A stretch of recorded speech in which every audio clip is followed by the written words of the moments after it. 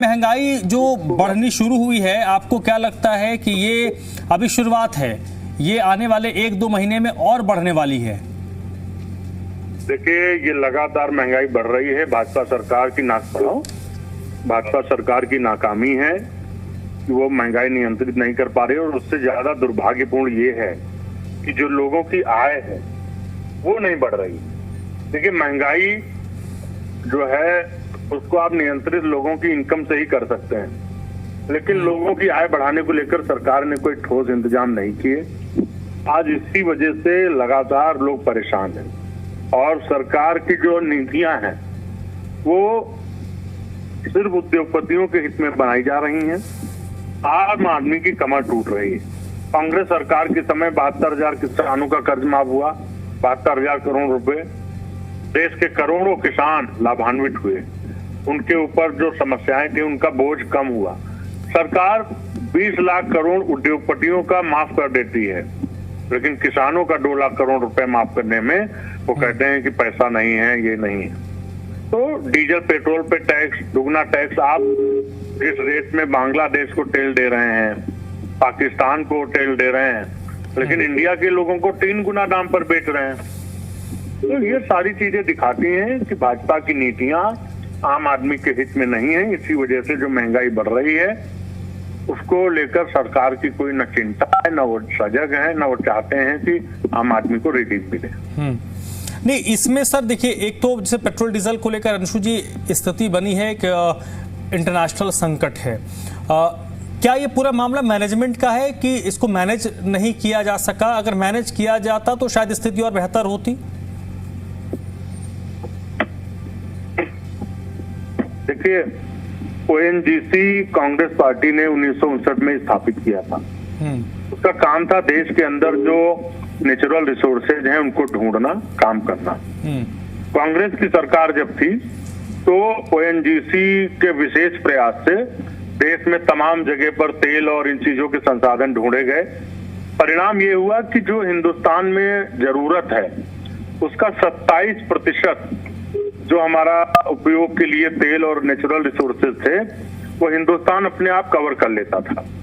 लेकिन भाजपा सरकार बनते ही ओएनजीसी को, जो जीपीसीएल थी, गुजरात पेट्रोलियम कॉर्पोरेशन, उसको टेक ओवर कराया गया और उसका बजट कम कर दिया गया। परिणाम ये हुआ कि जो 27% रिसोर्सेज का शेयर इंडिया अपना खुद आत्मनिर्भर हो गया था वो घटकर 17% बचा। तो लाइबिलिटी हमारी, हम फिर डिपेंडेंट हो गए विदेश के ऊपर, दूसरे देशों के ऊपर। तो सरकार ने उस दिशा में सही काम नहीं किया। दूसरा ये कि भाजपा मोदी सरकार पूरी तरीके से अमेरिका के सामने सरेंडर हो गई है। अमेरिका कहेगा कि आप ईरान से तेल लो तो ईरान से लेंगे, रशिया से कहेगा रशिया से लेंगे, वेनेजुला से कहेगा वेनेजुला से लेंगे। जो सरेंडर वाली स्थिति है ये भारत के आम आदमी के ऊपर बोझ बनकर पड़ी है। तो ये एक प्रबंधन है। अब उसके पीछे सबसे बड़ा कारण एपस्टीन फाइल है, क्योंकि ट्रंप ने जब ये बात कही कि मैं भारत के प्रधानमंत्री मोदी का कैरियर 1 मिनट में तबाह कर सकता हूं, तो इसका जवाब बीजेपी को देना चाहिए कि आखिर ऐसा क्या ट्रंप के पास है कि भारत के प्रधानमंत्री का कैरियर अमेरिका को तबाह करने का अधिकार किसने दिया है? कि प्रधानमंत्री मोदी के जो कुकर्म है उसकी वजह से देश को आज ये बोझ झेलना पड़ रहा है। यानी आप जैसे आप क्या एज्यूम कर रहे हैं सर? एलपीजी की कीमतें बढ़ चुकी हैं ऑलरेडी, दूध के दाम बढ़ ही गए हैं, सोना चांदी महंगा हो गया, इंपोर्ट ड्यूटी बढ़ा दी गई तो वो महंगी हो गई है। पेट्रोल डीजल को लेकर ये आशंका तो लगातार बनी हुई है कि किसी भी दिन ये फैसला आ सकता है, आज ना आए 10 दिन बाद आए, पेट्रोल डीजल की कीमतें भी बढ़ेंगी। और एक बार जैसे पेट्रोल डीजल की कीमतें बढ़ेंगी तो हर चीज की कीमत ऑटोमेटिकली बढ़ जाएगी। बिल्कुल। देखिए, राहुल गांधी जी ने भविष्यवाणी की थी, प्रेडिक्शन किया था कि चुनाव होते ही सरकार दाम बढ़ाएगी।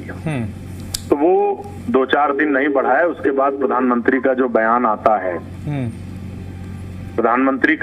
आता है कि आप सोना मत खरीदें, घर में बैठे, गाड़ी मत चलाएं, विदेश मत जाएं, तो इससे ये पता चलता है कि देश के प्रधानमंत्री का इस तरीके का वक्तव्य है तो स्थितियां कितनी ज्यादा गंभीर हैं।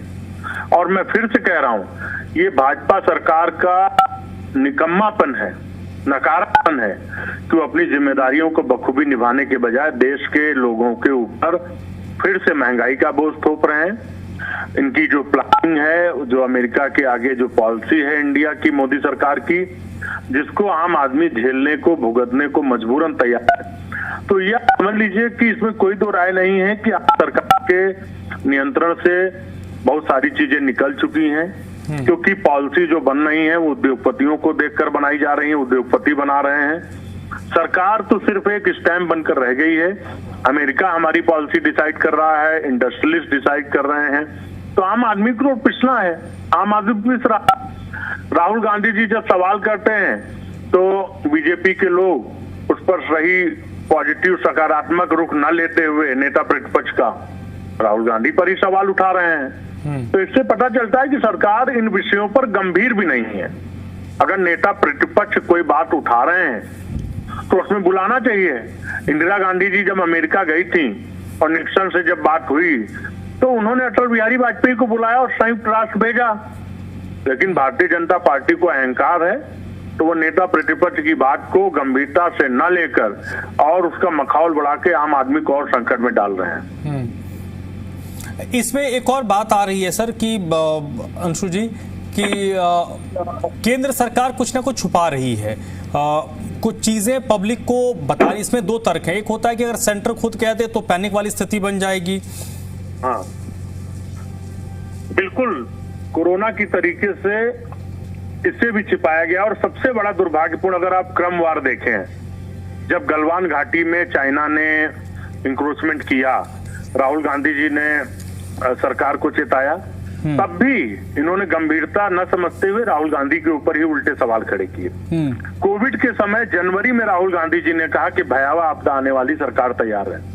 तब भी नेता प्रतिपक्ष राहुल गांधी को क्रिटिसाइज किया और स्थितियों को संभालने के बजाय वो हमेशा जो सवाल खड़ा करता उसको ही आलोचना करते हैं। फिर उसके बाद कोविड के समय यही बात हुई। नोटबंदी के समय राहुल गांधी जी ने कहा नोटबंदी में जो भरोसा दिया था कि सर्कुलेशन का कम होगा, डबल हो गया।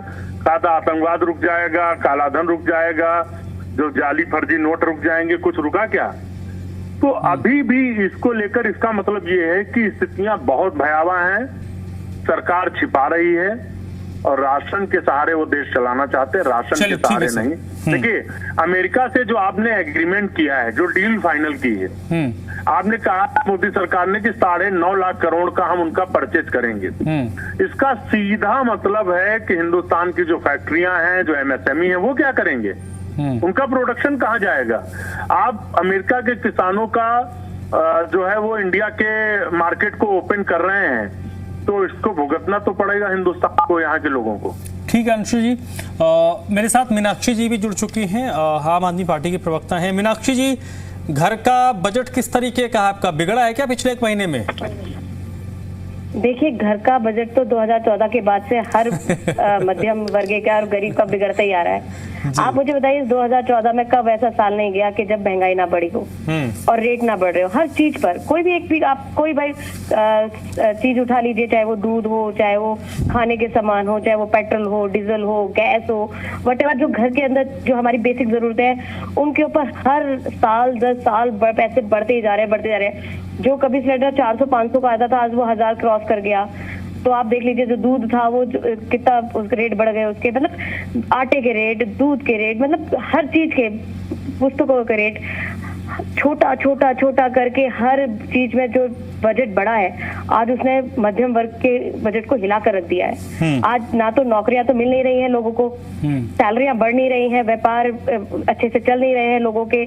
आप देखिए, हर कोई इस टाइम आर्थिक झंझट से जूझ रहा है। स्कूलों की फीसें बढ़ी जा रही है, मतलब हर मध्यम वर्ग तो हर तरीके से पिसे ही जा रहा है और गरीब होता चला जा रहा है। और अभी भी आप देखिए जिस तरीके की परिस्थितियां चल रही हैं, जिस तरीके से हमारे प्रधानमंत्री कह रहे हैं सोना मत खरीदिए, पेट्रोल डीजल मत खर्च करिए, गैस कम खर्च करिए, तेल खाने का कम खर्च करिए, उसका क्या है? वो स्पष्ट रूप से ये बता नहीं पा रहे हैं कि देश के अंदर एक बहुत बड़ा आर्थिक संकट आने वाला है। वो स्थितियां स्पष्ट कर ही नहीं रहे हैं। वो लोगों को, देश की जनता को गुमराह कर चल रहे हैं। पश्चिम बंगाल के इलेक्शन तक तो वो सब लोगों को गुमराह करते रहे, नहीं जी सब कुछ ठीक है, कोई गैस का संकट नहीं है, कोई पेट्रोल की कमी नहीं है, कोई डीजल की कमी नहीं है, आप निश्चिंत हो जाइए, क्योंकि उनको सिर्फ 5 राज्यों के चुनाव देखने थे। और जैसे चुनाव खत्म होते हैं, आप सामने लोगों के सिर्फ कुर्बानियां मांगना शुरू कर देते हैं। सिर्फ कुर्बानी कौन देगा? एक मिडिल क्लास, एक गरीब क्लास। नेता अपने खूब हुजूम लेकर चलेंगे गाड़ियों का, खूब अपना, उनको कोई किसी चीज की कमी नहीं होगी, लेकिन कौन देगा कुर्बानी? सिर्फ गरीब आदमी। पिसेगा कौन? गरीब आदमी। लेकिन मिडिल मीनाक्षी जी, क्लास इसमें पिसेगा। एक पॉइंट तो ये भी आता है ना कि जैसे इस पूरे इशू को अगर हम देखें तो पब्लिक इसलिए ज़्यादा डरी हुई है कि ये तो अभी कई लोग कह रहे हैं कि अभी तो शुरू हुआ है। जो वैश्विक स्थिति है, जो लोगों को जिसको जानकारी है वो समझ रहा है कि ऐसा नहीं कि 10 दिन जैसे कोविड था वो खत्म होते होते 2-2.5 साल 3 साल लग गए। अगर इस बार भी यही परिस्थिति रही तो कोविड से भयानक स्थिति इस बार होगी। देखिए, स्थिति तो 5 इलेक्शन के जिससे पहले ही बहुत खराब थी, लेकिन सिर्फ और सिर्फ उसे जनता से छिपाया गया, क्योंकि 5 स्टेट के इलेक्शन लड़ने थे और सिर्फ जनता को गुमराह करना था। स्थितियां पहले से ही बहुत खतरनाक होनी शुरू हो गई थी, लेकिन सिर्फ जनता को गुमराह किया गया। और अभी भी मैं आपको 2014 से लेकर आज तक आप लगा लीजिए, कभी भी आपको लगा हो कि महंगाई में कमी आ गई या बेरोजगारी में कमी आ गई? आप एक साल मुझे ऐसा बताइए जब किसी देशवासी ने राहत की सांस ली हो कि चलो जी आज गैस पे दाम कम हो गए, चलो जी पेट्रोल पे दाम कम हो गए, चलो जी रोजगार मिलने शुरू हो गए, हमें हमारे खाने की चीजों पे दाम कम हो गए। आप किसी भी मिडिल क्लास से पूछ लीजिए जिसका बजट कभी 2014 से पहले 5,000 का आता था, आज 15,000 रुपए का राशन आ रहा है उसका महीने का। ठीक तो है। सोचिए कितनी महंगाई बढ़ चुकी है। बिल्कुल बिल्कुल मीनाक्षी जी, सारा बहुत बजट बिगड़ कर रख दिया। कोई सेविंग तो आप दूर की बात है, आज खर्चा जाना मुश्किल हो गया लोगों के लिए। चलिए, बिल्कुल सेविंग तो बिल्कुल दूर की बात हो गई। बिल्कुल।